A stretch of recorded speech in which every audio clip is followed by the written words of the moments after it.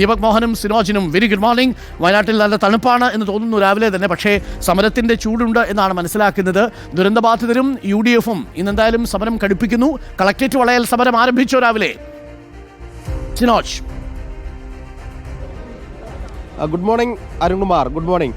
വളയൽ സമരം ആരംഭിച്ചിരിക്കുകയാണ്. ഞാൻ നിൽക്കുന്നത് പ്രധാന കവാടത്തിന് മുൻപിലാണ്. നോക്കൂ, 100-ലധികം വരുന്ന UDF പ്രവർത്തകരും ഒപ്പം ഈ ദുരന്ത മേഖലയിലെ ആളുകളും അവിടുത്തെ മേപ്പാടിയിലെ പഞ്ചായത്ത് മെമ്പർമാർ ഉൾപ്പെടെയുള്ള ആളുകളൊക്കെ തന്നെ ഈ പ്രധാന ഗേറ്റിന് മുൻപിൽ സമരം നടത്തുകയാണ്. ഇന്നലെ വൈകുന്നേരമാണ് ടി സിദ്ദിഖ് MLA-യുടെ രാപകൽ സമരം ആരംഭിച്ചത്. അതിന് തുടർച്ചയായിട്ടാണ് ഇന്ന് കളക്ടറേറ്റ് വളയൽ സമരം നടക്കുന്നത്. വയനാട് കളക്ടറേറ്റിൽ പ്രധാനമായും 3 കവാടങ്ങളാണുള്ളത്. 3 കവാടത്തിന് മുൻപിലും ഈ UDF-ന്റെ പ്രവർത്തകരും ഈ ദുരന്ത മേഖലയിൽ ദുരന്തബാധിതരും എത്തിയിട്ടുണ്ട്.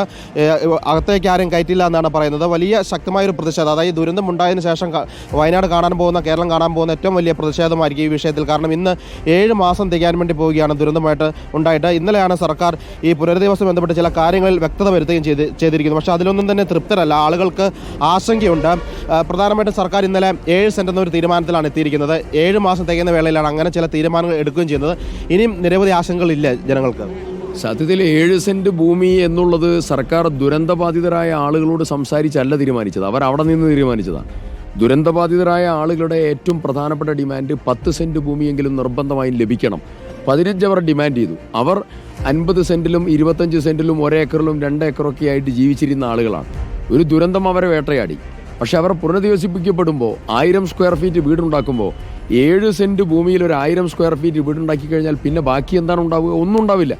അവർക്കൊന്ന് നിന്ന് തിരിയാനുള്ള ഒരു ഇടം പോലും അവിടെ ഉണ്ടാവില്ല. അതുകൊണ്ടാണ് അവർ പറഞ്ഞത് 10 സെന്റ് ഭൂമിയെങ്കിലും ഞങ്ങൾക്ക് വേണം. മറ്റൊരു പ്രധാനപ്പെട്ടതായ ഘടകം, തുടർ ചികിത്സയുമായി ബന്ധപ്പെട്ടുകൊണ്ട് സർക്കാർ മാറ്റിവെച്ചിരിക്കുന്നത് കേവലം 5 ലക്ഷം രൂപ മാത്രമാണ്. നിങ്ങൾ ആലോചിച്ചു, 750 കോടിയോളം രൂപ ജനം കൊടുത്തതായിരിക്കുന്ന പണം കയ്യിലുള്ളപ്പോൾ എന്തിനാണ് ഇത് 10 സെന്റ് ആവശ്യപ്പെട്ടത് 7 സെന്റ് ആക്കിയത്? എന്തിനാണ് ഇവർ 5 ലക്ഷം രൂപ മാത്രം ചികിത്സയ്ക്ക് വേണ്ടി മാറ്റിവെക്കുന്നത്? കോടിക്കണക്കിന് രൂപ ഇവർ ക്രിമിനലുകളെ സംരക്ഷിക്കാൻ, കൊലപാതകികളെ സംരക്ഷിക്കാൻ സർക്കാർ ഖജനാവിൽ നിന്ന് കൊടുത്തല്ലോ. അവസാനം PSC മെമ്പർമാർക്ക് ലക്ഷക്കണക്കിന് രൂപ അവർ വാരി വിതറിയല്ലോ. ഇതിനൊക്കെ അവരുടെ കയ്യിൽ പണമുണ്ട്. പക്ഷെ ദുരന്തബാധിതരെ കാണാൻ, കേൾക്കാൻ അവർക്ക് അനുവദിക്കാൻ കയ്യിൽ പണമില്ല. പിശുക്കനെ പോലെയാണ് സർക്കാർ പെരുമാറുന്നത്. നിങ്ങൾ ആലോചിച്ച് നോക്കണം, ദുരന്തത്തിൽപ്പെട്ട ആളുകളുടെ കൃഷിഭൂമി നശിച്ചു, അവരുടെ കൃഷി വിളകൾ നശിച്ചു, അവർ എടുത്തതായിരിക്കുന്ന ലോണുകളെ സംബന്ധിച്ചതായിരിക്കുന്ന കാര്യം. ഈ ദുരന്തം 7 മാസം തികയാണ്. ഇന്നലെ അദാലത്തുണ്ടായിരുന്നു. 440 പേരാണ് അദാലത്തിൽ പങ്കെടുത്തത്. അത് തന്നെ ഈ ദുരന്തത്തിന്റെ പെട്ട ആളുകൾക്കുള്ള ആശങ്ക ഇപ്പോൾ നിലനിൽക്കുന്നതിന്റെ തെളിവല്ലേ? ഇന്നലെ ഞാൻ ആ MSA ഓഡിറ്റോറിയത്തിലെ അദാലത്ത് ക്രമീകരിക്കാനുള്ള നിർദ്ദേശങ്ങളിൽ ഞങ്ങളൊക്കെ പങ്കാളിയായതാണ്. ഇന്നലത്തെ അദാലത്തിൽ ഞാനും 2 മണിക്ക് അവിടെ പോയിരുന്നു. ഞാൻ 3 മണിയോടുകൂടിയാണ് അവിടെ നിന്ന് വരുന്നത്. അദാലത്തിൽ ഏറ്റവും കൂടുതൽ പരാതികൾ ലഭ്യമായിട്ടുള്ള കാര്യം ഫൈനാൻസുമായി ബന്ധപ്പെട്ടാണ്. അവരെടുത്ത ലോണുകളുമായി ബന്ധപ്പെട്ടതായിരിക്കുന്ന കാര്യമാണ്. കേന്ദ്ര സർക്കാരോ സംസ്ഥാന സർക്കാരോ ഇതിൽ യാതൊരുവിധ തീരുമാനവും എടുത്തില്ല.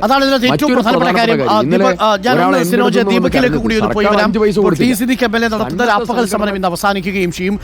ഇപ്പോൾ ദീപക് ഉള്ളത് ഈ ദുരന്തബാധിതരായ ആളുകളാണ്. പല ഗേറ്റുകളും അവർ ഉപരോധിച്ചു കഴിഞ്ഞു എന്നാണ് ഞാൻ മനസ്സിലാക്കുന്നത്. കളക്ടറേറ്റിന്റെ പ്രധാന കവാടം ഉപരോധിക്കുകയാണോ ദുരന്തബാധിതരായ ആളുകൾ? കുറച്ചധികം ആളുകൾ അവിടെ എത്തിച്ചേരുന്നുണ്ട്. അല്പസമയത്തിനുള്ളിൽ കുറച്ചുകൂടെ ആൾക്കാർ അവിടെ എത്തിച്ചേരുമെന്ന് കരുതുന്നു അല്ലേ Deepak? Very good morning doctor Arunkumar. ഈ 2 കവാടങ്ങളാണ് വയനാട് കളക്ടറേറ്റ് കൽപ്പറ്റയിലുള്ളത്. ഒന്ന് പ്രധാന കവാടം, അവിടെയാണ് MLA അടക്കമുള്ള ആളുകൾ കുത്തിയിരിപ്പ് സമരവും ഇന്നിപ്പോൾ അവിടെ രാവിലെ കളക്ടറേറ്റ് വളയൽ ഉണ്ടാകുമെന്ന് പറഞ്ഞിരുന്നു. അതനുസരിച്ച് അവിടെയും ഉണ്ട്. അതോടൊപ്പം രണ്ടാമത്തെ കവാടമായ ഇപ്പോൾ നമ്മൾ ദൃശ്യങ്ങളിൽ കാണുന്ന ഈ സ്ഥലത്തും കോൺഗ്രസ് പ്രവർത്തകർ കൂടുതൽ ആളുകൾ എത്തിക്കൊണ്ടിരിക്കുന്നു. മുൻപിൽ പോലീസ് ബാരിക്കേഡ് കെട്ടി തടഞ്ഞിട്ടുണ്ട്. അകത്ത് പോലീസ് സംഘങ്ങളുണ്ട്. അതുപോലെ തന്നെ ഈ കളക്ടറേറ്റ് കവാടത്തിലേക്ക് 3 വഴികളാണുള്ളത്. 2 പ്രധാന കവാടങ്ങളും ഒപ്പം ചെറിയൊരു വഴി കോടതിയിൽ നിന്ന് കളക്ടറേറ്റിലേക്ക് വരുന്നു. ഈ 3 ഇടങ്ങളിലും നിരവധി പോലീസ് ഉദ്യോഗസ്ഥർ, പോലീസ് ജീവനക്കാരുടെ വിന്യസിച്ചിട്ടുണ്ട്. അവർ ഈ കളക്ടറേറ്റ് വളയുന്നുണ്ടെങ്കിൽ തന്നെ അതിനെ പ്രതിരോധിക്കാമെന്നുള്ള രീതിയിൽ പോലീസ് സംഘങ്ങൾ ഇന്നലെ രാത്രി മുതൽ ഈ മേഖലയിൽ കാവലുണ്ട്. ഏതായാലും ഇന്നിപ്പോൾ രാവിലെ 7 മണി ആയപ്പോഴേക്കും കൂടുതൽ കോൺഗ്രസ് പ്രവർത്തകർ എത്തിക്കൊണ്ടിരിക്കുന്നു. 10 മണിയോടുകൂടിയാണ് ഓഫീസ് ടൈം. പക്ഷേ അതിന് മുൻപ് എത്തുന്ന ആളുകളെയൊക്കെ അകത്ത് കയറ്റാതെ, പ്രവേശിപ്പിക്കാതെ കളക്ടറേറ്റ് വളയുമെന്നാണ് UDF പ്രവർത്തകർ പറഞ്ഞിട്ടുള്ളത്. ഇന്നിപ്പോൾ കൂടുതൽ പ്രവർത്തകർ ഇപ്പോൾ ഇങ്ങോട്ട് എത്തിക്കൊണ്ടിരിക്കുകയാണ്. Arun. Okay, thank you. Deepak മോഹനും സിനോജ് തോമസുമാണ് വയനാട്ടിൽ നിന്നും കളക്ട്രേറ്റിന് മുന്നിൽ നിന്നും വിവരങ്ങൾ നൽകിക്കൊണ്ടിരിക്കുന്നത്. ഇന്ന് കളക്ട്രേറ്റ് വളയൽ സമരമാണ്. UDF-ഉം ഉണ്ട്. ഈ ദുരന്തബാധിതരായ മനുഷ്യർക്കൊപ്പം അവരുടെ പ്രധാനപ്പെട്ട ആവശ്യങ്ങളിലൊന്ന് അവരുടെ വായ്പയടക്കം എഴുതിത്തള്ളുക എന്നുള്ളതാണ്. ഇപ്പോൾ നിശ്ചയിച്ചിരിക്കുന്ന ടൗൺഷിപ്പ് അടക്കമുള്ള കാര്യങ്ങൾ എത്രയും വേഗത്തിൽ പൂർത്തിയാക്കുക. 7 മാസം പിന്നിട്ടിരിക്കുന്നു. അടുത്ത ഓണത്തിന് കയറിക്കിടക്കാൻ പറ്റുന്നൊരു കൂര വേണം എന്നുള്ളതാണ് അവരുടെ ആവശ്യം. അതിലേക്ക് കാര്യങ്ങൾ നീങ്ങണം എന്നുള്ളതാണ്. ആദ്യം കേസിൽ കുറച്ച് നൂലാമാലകളിൽ പെട്ടു. ഡിസംബർ മാസത്തോടു കൂടി അത് നീങ്ങിക്കിട്ടി. പക്ഷേ ഇപ്പോഴും തറക്കല്ലിടൽ പോലും ആയിട്ടില്ല എന്നുള്ളതാണ് ദുരന്തബാധിതരെ ആശങ്കപ്പെടുത്തുന്നത്. ഇങ്ങനെ നടക്കുന്നുണ്ടെങ്കിലും അത് വളരെ സാവധാനമാണ്, മെല്ലെപ്പോക്കാണുള്ളത് എന്നുള്ളതാണ് അവരുടെ ഒരു ആക്ഷേപം.